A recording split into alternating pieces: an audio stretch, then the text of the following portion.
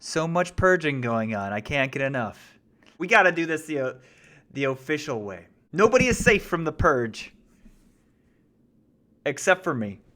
For wanting to regain access to the realm. After the purge, see the purge, following instructions here, you must submit a short story, at least 5 sentences, or artwork about Copper Boi. Be creative. Be creative. Copper Boi. One day, a boy named Terence Pace was meandering outside when he came upon a well. Grasping the edge, he peeked over the side of the well and stared straight into the gloom. His legs wavered, stomach dropped, and darkness flooded his vision. He had fallen into the well. Gasp! The townspeople began to search for Terence, but they could not find him. To keep their spirits high, they continually tossed pennies into the well, wishing he would return. Hours, days, then weeks passed, but no Terence, until one day he arose from the black as none other than Copper Boi. Now, I had to ask the artist about this one a little bit. So if you take a look here, you can clearly see the well. That there's a well. And then, right here, you can see the glowing eyes. We're going to zoom in just a tiny bit on those eyes there. Okay, the glowing eyes of Copper Boi bursting out of the well. I'm assuming this is the gloom. He's getting out of the gloom. The gloom cannot hold him back. And so, Copper Boi emerges from the well with whatever Copper Boi's superpowers are. Those have yet to be determined here. Now, this one here is our next piece of artwork. Clearly, we've got Copper Boi. Here's the well. Here are the sides of the well, the gray part. And the dark gray part is like the inside of the well. Like, what's going on in this picture? And this artist told me that they were lowering buckets down to feed Copper Boi pennies. I'm okay with that, because notice how Copper Boi's face is now a penny. Okay? Clearly a penny. The beginning of Copper Boi and Zinc Lad.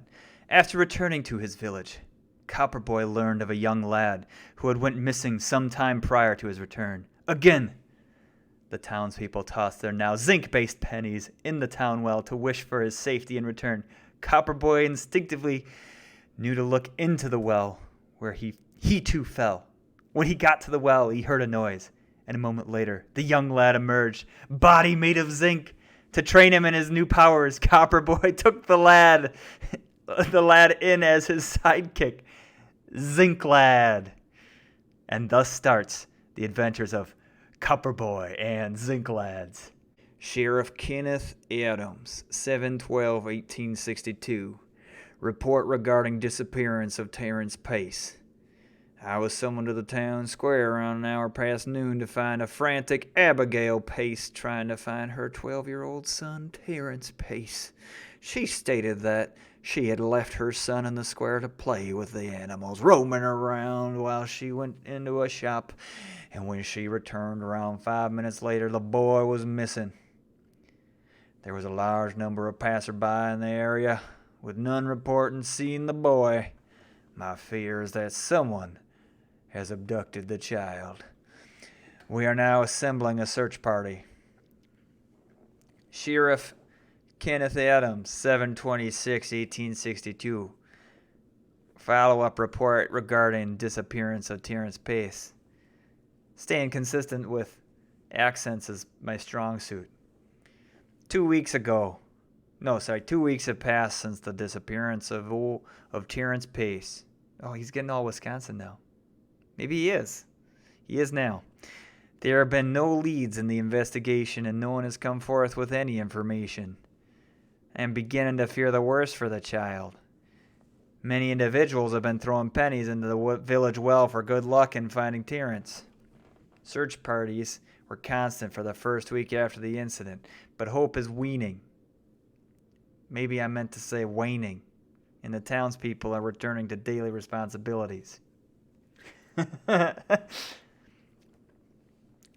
Sheriff Kenneth Adams, 8/1/1862. resolution in the disappearance of Terrence Bass. For roughly For roughly 3 weeks now, the well in the center of town has not been functional. It seemed that something had lodged the water bucket into the bottom of the well.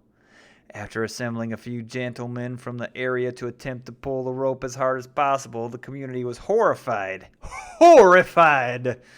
to find out what had been weighing down the bucket. Lodged inside was a Copper Boi, who was later identified as the missing Terrence Pace.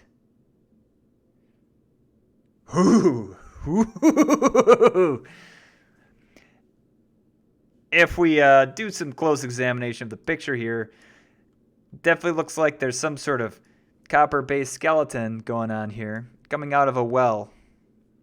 Now, are we implying that Copper Boi dies in this story? That's what we're wondering here, Dr. Terminator. It was a dark day, the moon the only source of light. Copper Boi was doing his usual Minecraft Monday dream. Then he ran out of G fuel. G fuel. He realized that he would soon run out of energy if he didn't have a G fuel. He decided to go to the gas station to get some more. The only person there was a person at the register. Or so he thought. A person walked up behind him and stole his body parts, using them each to purchase a Pepsi. He returned home and defeatedly resumed his stream. Is that part of his superpower? I mean, what I was thinking when I was reading that, hear me out. So there's been kind of two really funny Copper Boi situations that have come up. The first one is him being donated to one of those like whirly things where it's like, for the children's fund, and then like you put him in the thing and he swirls all the way down. The other one that was, I was expecting something to happen with like a give a penny, take a penny thing. It hasn't happened yet.